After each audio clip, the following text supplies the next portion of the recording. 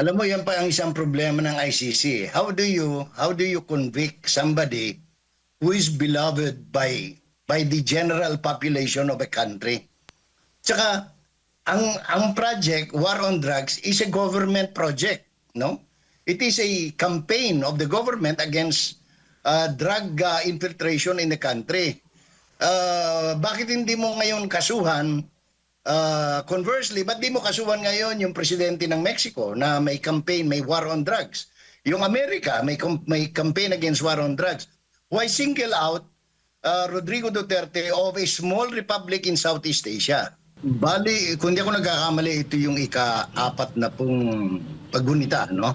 Yes. Sa EDSA Mutiny, cum People Power. Kasi para tama yung ating mga information sa mga nanonood, nagsimula ito bilang isang mutiny ng Armed Forces of the Philippines at ng Department of National Defense.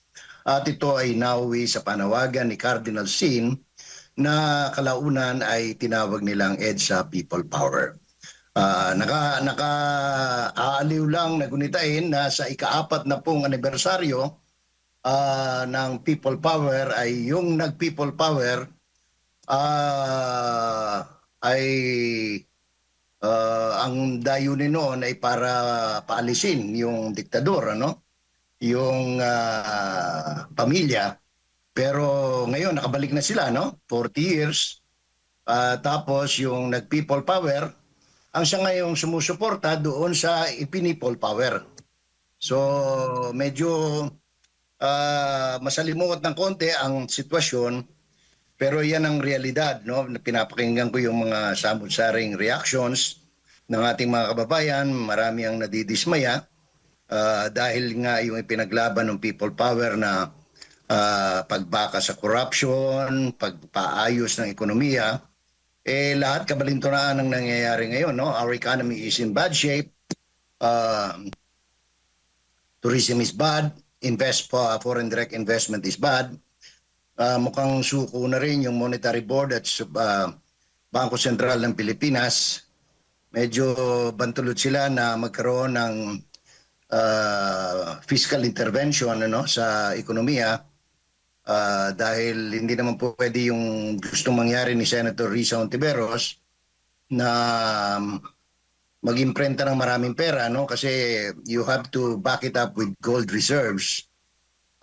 Ang tanging talagang napapatatag na lang sa ekonomiya natin ngayon ay yung remittances ng mga overseas Filipino workers. At the same time, nagkalinsabay naman itong sa commemoration ng EDSA, People Power or Mutiny, ay itong katatapos lamang na ICC confirmation hearing ng dating Pangulong Rodrigo Roa Duterte, who was extrajudicially renditioned to a foreign country and kung pakinggan natin yung lahat ng report, mismong ang gobyerno nating Pilipinas ang nagkanulo sa kanya sa The Hague sa Netherlands, Jade. Opo, ano namang masasabi po ninyo? Speaking of ICC confirmation charges doon nga sa hearing kay dating Pangulong Rodrigo Roa Duterte, nasa ikalawang araw, tapos na. Magde-day 3 na nga itong confirmation of charges, Sir Jay. Pero based on your assessment sa monitoring po ninyo, ano ho ba yung nailatag ba ng maayos ng prosecution yung kanilang mga presentasyon laban dito kay dating Pangulong Rodrigo Roa Duterte? Sa defense side, walang duda na maayos yung pagkakasalansan ng kanilang argumento na ito ay walang dapat kinaso, walang dapat hinaharap na kaso at ito'y dapat na i-dismiss at pauwi na, no, sa Pilipinas ang dating Pangulo. Kung doon naman sa panig ng taga-usig, nanghihinayang lang ako kasi ang dami-dami at laki-laki na ng gastos. No? Tapos nadagdagan pa ng expose kahapon na meron palang ginastos, no? na maleta para sa mga investigador nito. Yung mga humaharap ngayon dyan sa panig ng taga-usig, especially yung mga taga-ICC, no? Ah, unfortunate lang kasi tinitingnan ko, bakit puro dyaryo yung sinasampa, walang matibay na hindi ganun siya katibay kasi ako matagal akong reporter sa Justice and Court, no, sa Pilipinas. Pagka humarap ka kasi sa kaso, narinig mo pag pinapanood mo yung mga panig ng taga-usig pag nag-present sila, talagang istakat no, yung nakasalaysay talaga, nakasalansan lahat yung mga katibayan. Hindi yung puro cut out lang ng newspaper o kaya video clip ng isang balita ng isang telebisyon. Wala pa akong nakitang nanalong kasong ganun eh. Unfortunately, Admar Jade. Opo. Sa tingin mo, tama yung ginawang desisyon ng dating Pangulong Duterte na hindi dumalo nga dito sa confirmation of charges hearing dyan sa ICC? Kung minamahalaga mo ang pagiging Pilipino at ikaw ay isinasakdal sa isang dayuhang korte, talagang kahit ako, hindi ako harap. No? Tama yung desisyon niya not to recognize the court because meron tayong existing judiciary sa bansa. Matibay ang ating judicial system, meron tayong Supreme Court, meron tayong mga regional trial court, at kung meron man dapat duminig sa mga kaso, kung ito man ay talagang kaso, dapat dito sa Pilipinas dahil dito nangyari ang kaso. Pangalawa, yung sinasabi nilang, kasi binugbog tayo ng mga istorya noon no, sa media, especially sa traditional media o mainstream media, na 20 to 30,000 yung biktima ng extrajudicial killings, only to find out pagdating dito sa, anong pangalan nito, sa confirmation hearing, ilan lang, no? Yung, I think, less than 50 ang kanilang tinukoy na kaso. At doon sa 49 or so na kaso, 3 lang yung sinasabi nilang pwedeng iugnay. Ito, mula sa mismong taga-usig or yung complainant, no? 3 lang ang pwedeng direktang iugnay yung dating Pangulo sa sinasabi nilang crime against humanity.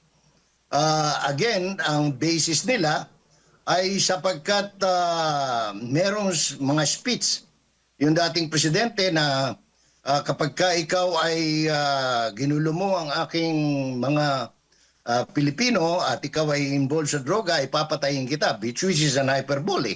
So, nangingiti ako at naiinis as a student of law, no, at taga-Masid, na bakit ganito kababaw yung anong tawag nito. Tapos may isa pang Pilipinong abogado na para bang kinukutya niya yung buong lahing Pilipino na hindi magandang tingnan at hindi magandang pakinggan, Admar, Jade. Po. Since mismo ang dating Pangulo na nagsabi, tanggap na niya yung kanyang magiging kapalaran dyan po sa ICC, Sir Jay. Sa tingin mo, dapat pang ituloy ng mga ng legal team yung pag-participate nga dito sa confirmation of charges hearing o sa kahit anumang hearing dyan po sa ICC? Well, wala choice, kasi nakasakdal siya and he needs to be represented. That's why he needed the lawyer.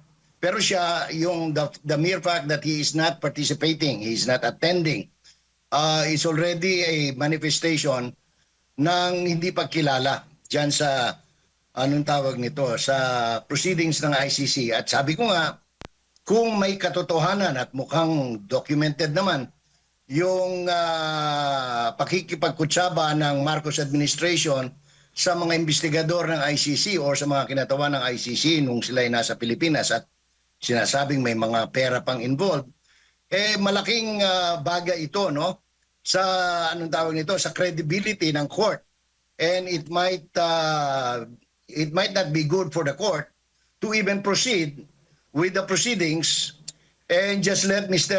Duterte go home to the Philippines. Kasi wala na, sira ng kredito nila Paano maniniwala ngayon ang mundo na ang International Criminal Court ay patas? samantalang lumalabas na sila ay bayaran, no? Kung paniniwalaan itong mga documented expose kahapon. Po, mismo ang Pangulo din, di ba? Yung mga rason niya, hindi niya kinikilala yung jurisdiction ng ICC, kidnapping, Yes. itinuturo niyang kidnapping yung ginawa sa kanya at itinuturo nga niya yung nasa likod yung administrasyon ng ni Marcos Jr. Ah, dalawa kasi ang iniisip ko diyan Jade, ano?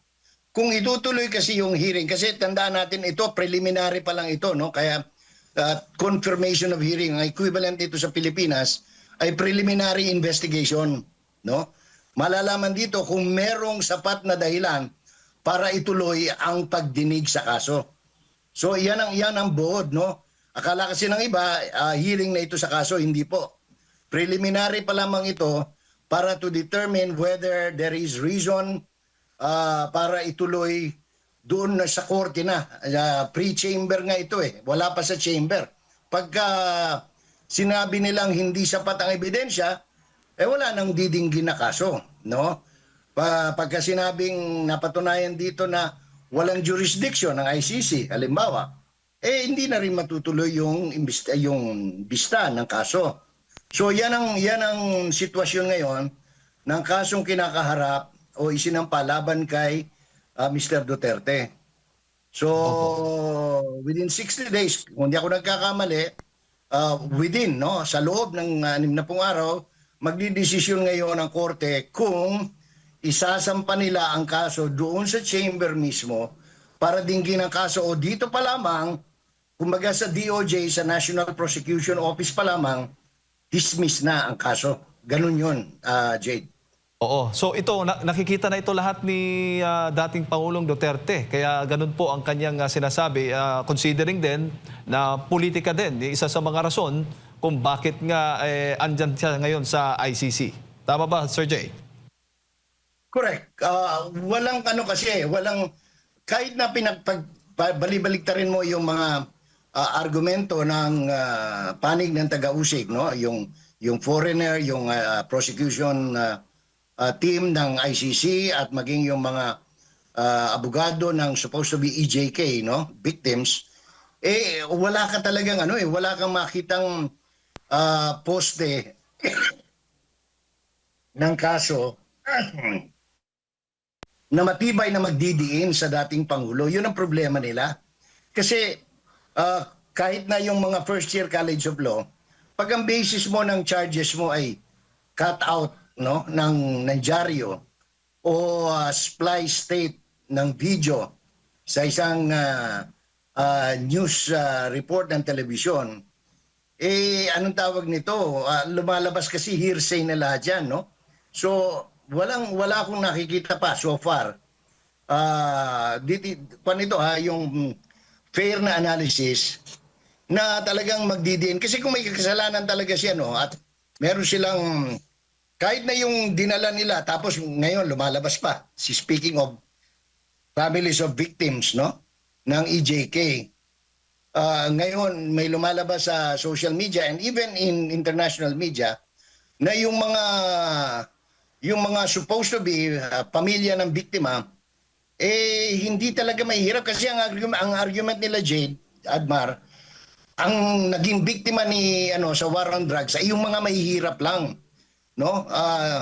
Hindi yung mga malalaking anong tawag nito, tao, mga traders or yung mga drug lords, yung gano'n, no? Kundi yung mga mahihirap. And then you see families of victims, tapos nakasuot ng anong tawag nito, yung kasuotan na branded, no? Ang mga bag ay daang libo ang halaga, talagang magkakaroon ka talaga ng problema as a lawyer. Paano mo titindigan yung kaso, Jade, Admar? Isipin mo, naka Louis Vuitton, naka kung ano-anong mga branded na scarf and bags and damit. I don't know, paano nila ma-justify yung kanilang argument na may hirap lamang ang naging biktima ng war on drugs, Jade, Admar. Dalawang tanong na lang bago ko ipasa kay partner Admar, Sir Jay. Noong panahon ng drug war ng dating Pangulong Rodrigo Duterte, kung sinasabi po ng prosekusyon na talagang nagkasala itong si dating Pangulong Duterte dahil sa marami daw namatay during sa kanyang termino. Kung tatanungin mo yung taong bayan, yung mga Pilipino, ano yung kanilang saloobin? Hindi ho ba may mga lumalabas din na mas mataas yung kanilang pagtitiwala na nakikita po natin sa dating Pangulong Rodrigo Roa Duterte sa kanyang laban kontra illegal na droga? Alam mo, yan pa ang isang problema ng ICC. How do you convict somebody who is beloved by the general population of a country? Tsaka ang project War on Drugs is a government project, no? It is a campaign of the government against drug infiltration in the country. Bakit hindi mo ngayon kasuhan? Conversely, ba't di mo kasuhan ngayon yung presidente ng Mexico na may campaign, may war on drugs? Yung Amerika, may campaign against war on drugs. Why single out Rodrigo Duterte of a small republic in Southeast Asia? So yan ang mga bagay na kanilang titimbangin ng pre-chamber ng pre-chamber ng ICC kung itutuloy pa ba nila ang kasong ito o hindi. Po. Huli na lang, bago ko ipasa kay Partner Admiral Sir Jay, ang sabi po ng Vice Presidente, may pahayag po siya kahapon sa isang interview. Sabi niya, hindi na namin tinitingnan yung chances of coming home. Hindi na namin pinag-uusapan yun. Kung makikita nyo doon sa statement niya sa court, tinutukoy niya yung waiver letter ni dating Pangulong Duterte, ay sinasabi niya sa court na natanggap ko na possible o posibleng dito ako mamatay sa kulungan ng ICC. Nandoon yung nakalagay sa statement niya sa court na nagsasabi na hindi siya a-attend sa mga hearings ng confirmation of charges. Yan po ang naging pahayag ng Vice Presidente kahapon. Kayo mismo, personally Sir Jay, umaasa pa na makakauwi pa, makakabalik pa dito sa bansa si dating Pangulong Rodrigo Roa Duterte, at dapat bang umasa pa ang mga Pilipino? Historically, walang kinasuhan ng anong pangalan nito, ng crime against humanity na nakalabas ng bilangguan, no, ng DAE. So, tama yung paniniwala ni Mr. Duterte na malamang at sa hindi na siya makalalabas ng buhay. No? Unang-una, 80 anyos na yung mama. Pangalawa, siya ay may mga karamdaman na. No? So, kung ako man, halimbawa, ako ang anak ni Presidente Duterte, iisipin ko talaga mukhang sa itinatakbo ng kabagal yung kaso, no? Yung pagdinig dito sa preliminary pa lang. Tapos palagi na siyang nahihilo, may mga report na hinihimatay siya, nakikita na lang sa sahig, yung mga ganon. Mukhang talagang dapat nga, para hindi ka masyadong masaktan, tanggapin mo na yung katotohanan na maaaring hindi na nga makalabas ng buhay ang dating Pangulo ng Republika ng Pilipinas, Jay. Opo, Manong Jay, magandang umaga, maing buntag. Balikan ko Ay, good lang morning. kasi ginamit po ng prosekusyon yung termino na DDS. Para sa kaalaman ng lahat, kanino ba nag-umpisa itong termino na Davao Death Squad? Galing po yan, kung di ako nagkakamali, panahon ng Commission on Human Rights, nung ang Human Rights Chair ay si Laila de Lima. Sila ang nag-coin ng Davao Death Squad. Kasi kami mga taga Davao, wala kaming alam na Davao Death Squad. Ang alam namin, merong Anti-Narcotics and Dangerous Drugs Unit, ang Philippine National Police, Davao City Police Office, na siyang nangangasiwa sa pagbaka ng paglaganap ng bawal na gamot sa siyudad ng Davao. No? Yung DDS kasi sa amin dito, ang ibig sabihin niya ay Davao del Sur. No? DDS. So wala kaming alam na ibang DDS kundi Davao del Sur. Opo, at marami ding nagbabanggit kasi during sa mga naganap dyan sa Davao City, media lang naman yung nag-formulate nitong salitang DDS. Correct. Actually, ang Manila media yan Kasi yung local media rito, ang tagal ko naman ditong naging media practitioner sa Davao City, wala naman kaming nire-report o nag-headline. Ako, naging editor ko ng People's Daily Forum. Wala kaming ni-headline na ganyan na DDS ang may pakana. Sinasabi namin, baka vigilante, no? Yung mga ibang natatagpuan kasing lumulutang sa Davao River noon, dahil nga hindi naman inaamin ng pulis na sila may kagagawan, ang presumption namin o ang sapantahan namin ay posibleng merong mga pribadong tao na sukal na ang kalooban dito sa paglaganap ng bawal na gamot sa siyudad ng Davao. Opo. Kayo rin po ba ay kabilang sa mga nagtataka kung bakit noong panahon ng Aquino administration, kung saan ay naging pinuno ng Department of Justice si Secretary Leila de Lima, at during that time ay local official pa ang dating Pangulong Rodrigo Duterte dyan po sa lungsod ng Davao, hindi po siya nasampahan ng kaso sa kabila po ng nasa kanila na ang kapangyarihan, nasa national level na siya, DOJ Secretary, hawak niya yung NBI, may kakayanan siya na magpaimbestiga gamit ang NBI. Meron din dyan yung DILG, which is pinamunuan din niya ni Secretary Marojas, kung di ako nagkakamali. Bakit during that time na nasa local level, kasi kumbaga mas mataas sila, nasa national level sila, ang dating Pangulo nasa local level lang, umabot pa nga sa punto naging vice mayor siya ng lungsod po ng Davao, hindi po siya nasampahan ng kaso.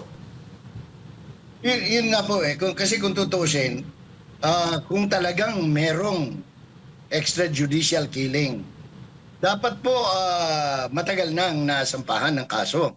Kasi nga hawak nila ang poder, no? Lalo na si Leila de Lima na parang paggising niya sa umaga talagang ang pagmumukha ni Mayor Duterte noon ang kanyang laman ng kanyang paggising, ano? Dapat tsaka magaling siyang abogado. Unless of course ang sa tingin nila noon wala talaga silang maikakaso. Kasi puro kwento lang puro kwento na merong nilibing dito, may sinalvage doon, pero walang walang matibay na katibayan that will stand in court. No, it is not because they're afraid of si Digong, mayor lang ng Davao City yan, maliit na bayan sa Mindanao. Pwede nilang gawa ng paraan dyan sa Maynila, pero wala silang naisang pangkaso kasi nga sa kwento nga ng mga abogadong brad ko sa fraternity at mga sorority, judges, walang certainty of conviction kung magpapasaman. So, lalabas na nakakahiya ka bilang abogado kung magsasampa ka ng kaso na hindi naman titindig sa korte, no?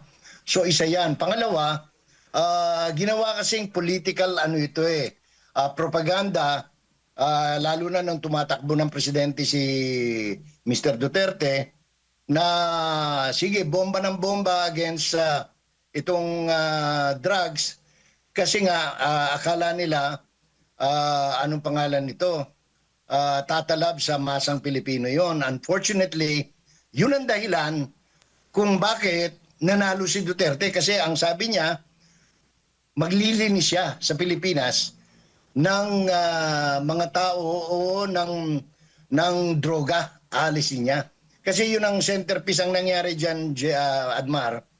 Nung maging mayor siya noong 1988, ang sinabi niya, lilinisin niya ang syudad sa mga kriminalidad, no? Lalong-lalo na yung drugs, no?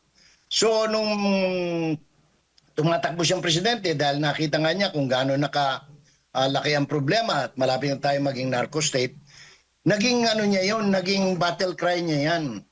Kaya walang bago doon sa pag-upo niya, ay talagang kumbaga ginawa niya on a macro level, no? Yung campaign against drugs in the entire country. And true enough, kadami-dami.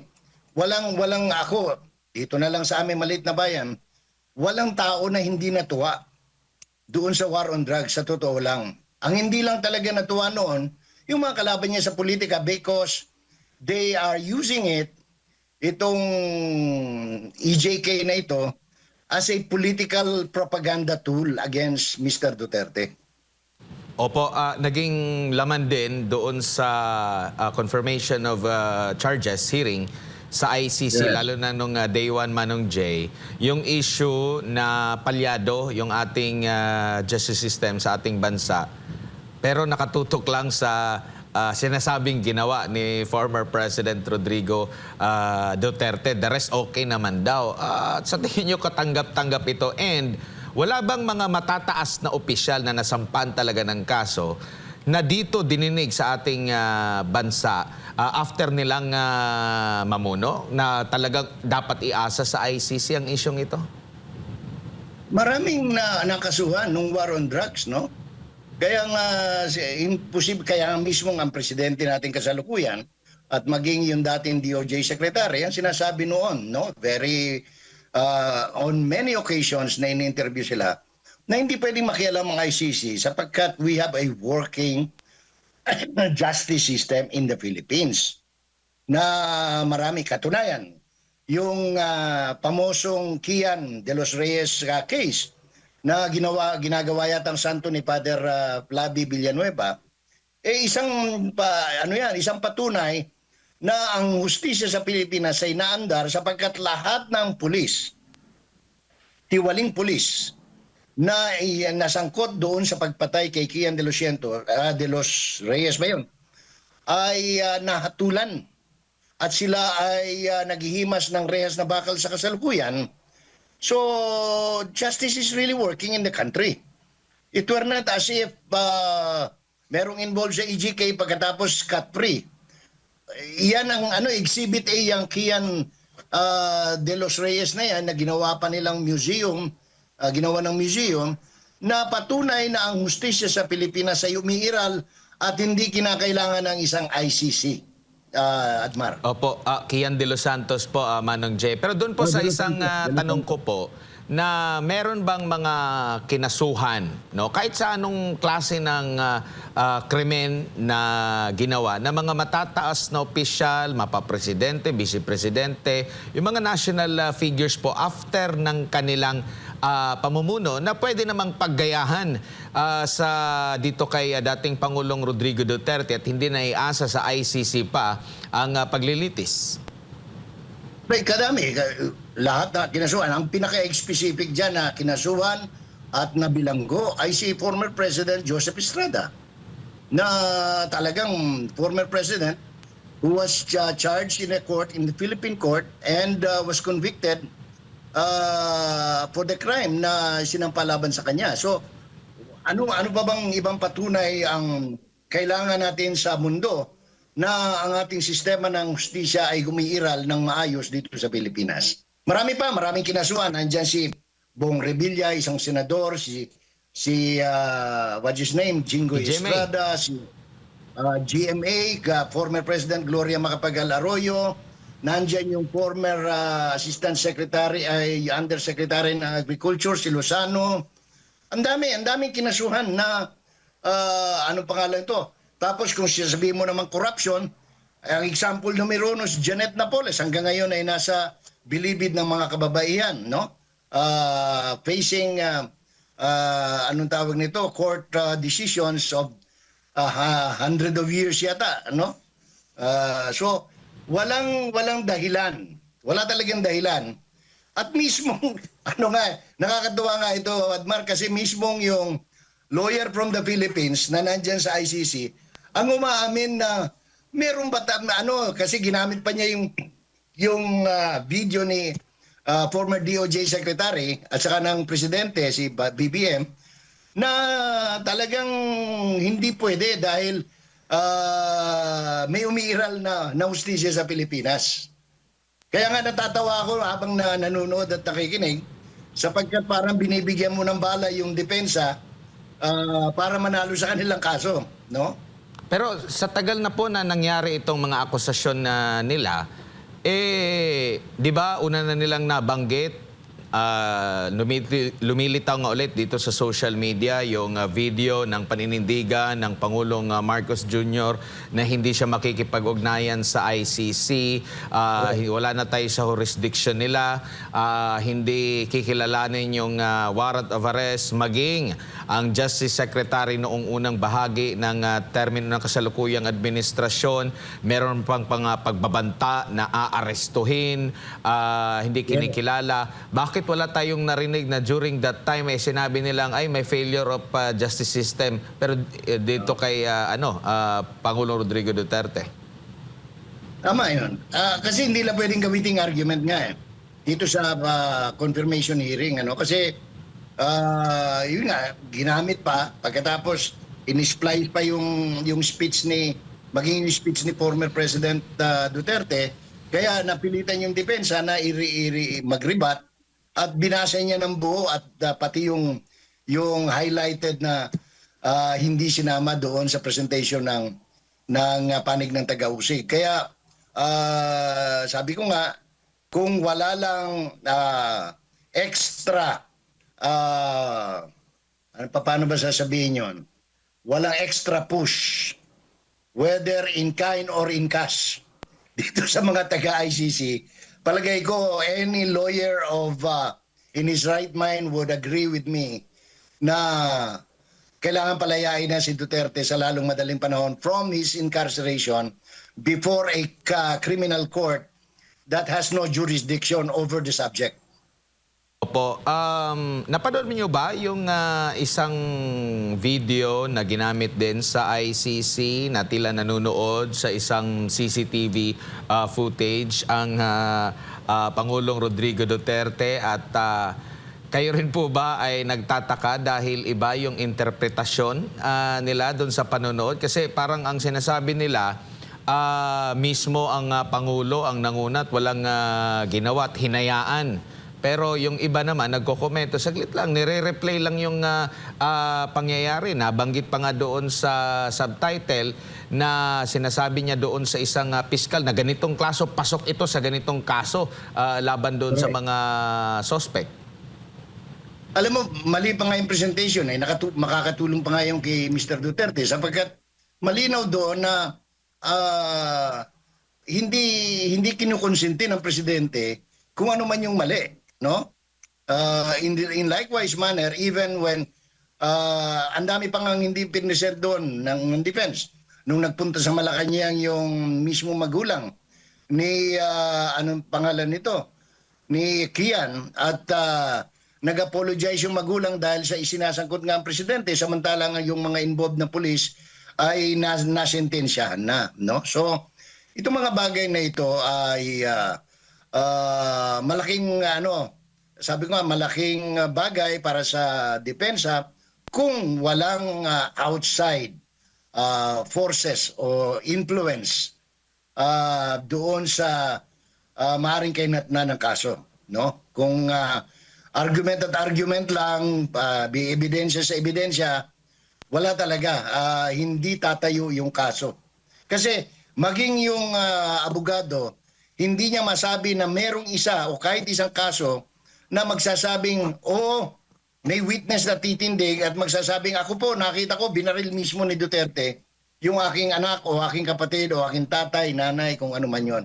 Walang ganun eh. Opo. Doon sa paggamit nila sa issue naman sa kaso ni Kian De Los Santos sa Manong Jay, kasi ito yung parang hinahype talaga nila ngayon eh. Ang katotohanan naman nito, hindi po ba nakipagkita mismo ang mga magulang na ni Kian at tumingin ng tulong nga at na-convict yung mga may kasalanan na mga pulis na sangkot doon sa pagpaslang kay Kian De Los Santos, pero hindi nila nailatag doon at kung involved itong dating Pangulo, pwedeng ibasura yun or pwedeng hindi. Ilitaw yung mga ebidensya kasi napatawag pa nga sila sa mga pagdinig. Pwedeng gamitin ang lahat ng kapangyarihan kasi incumbent pa or presidente pa siya during that time, Manang Jay. Tama. Nagkaroon pa nga ng katatawanan yan sapagkat apologetic yung mag-asawa, pero yung tiyo na hindi nakasama sa Malacanang ay nagrereklamo. Di ba? Naging ano yan naging butt of joke ba yan? Dahil ang akala niya nagkameron yung yung kapatid. Di ba? So ito yung mga ito yung mga instances, sabi ko nga, na mismong ang panig ng taga-usig ang sumasablay sa kanilang mismong mga ebidensya, no? Kapareho nung isa, ito na-post ko sa aking pahina sa social media, na nung una siyang humarap at sinabi niyang ang aking kapatid ay biktima ng EJK, pinatay, no, pinaslang. Samantalang siya ay pusher, nung nakita nung mismong tao, ay lumabas siya na hindi pala siya pusher, hindi pala siya pinatay, siya ay nagtatrabaho OFW. Oh. Umiiyak siya, bakit niyo ginawa? Magkano ba binayad sa inyo? Sabi niya gano'n. Tapos nung mabisto yan, nitong huli, diyan sa pagharap na diyan sa pagpunta na sa may The Hague, no, sa the Netherlands, ibang litrato naman ang hawak niya. Ito yung kapatid ko, ika na pinaslang ng mga tao ni Duterte. So itong mga bagay na ito ay magpapatunay lang na meron talagang issue, may hindi ito issue ng human, anong tawag niyan? Crime against humanity, kundi this is a political hatchet program by the communist terrorist group in conjunction with some people within the Marcos administration, Edmar. Bilang panghuli na lang po, Manong Jay, nakikita nyo po ba na ang kahalagahan din or gaano kahalaga na maglabas na ng desisyon ng Korte Suprema doon sa mga hiling at kumu-question nga doon sa naging sistema po ng pag-aresto dito kay dating Pangulong Rodrigo Duterte, or baka mas lalong magkahati-hati ang ating bansa dahil sa iba't ibang mga pananaw, iba-ibang mga eksperto sa batas ang nagsasabing ganito, hindi magkatugma sa ibang pero alam natin, ang tanging ang Supreme Court lamang po yung may final say ukol po dyan. Alam mo, kung sa ngalan ng soberenya o kasarinlan, no?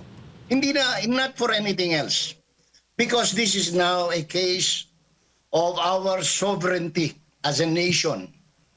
Hindi lang si Duterte bilang isang Pilipino, pero tayo bilang bansa ang inaatake rito. That is why, with due indulgence and due respect, sabi nga ng mga abogado sa ating mga maestrado sa kataas-taasang hukuman, I think it is high time and they should act with dispatch to address the several petitions filed before them so that once and for all, the people of the Philippines will be guided, no? At malaman din ng mundo kung ano ang tindig natin bilang isang republika, bilang isang democratic country vis-a-vis dito sa ginagawa na masasabi kong sarswela dyan sa International Criminal Court. Because tainted na ang ICC. Money is being talked about, gifts are being talked about, anong tawag nito, accommodations in flashy hotels with anong tawag nito, food for the kings and queens. Nakakahiya, no, para sa ICC.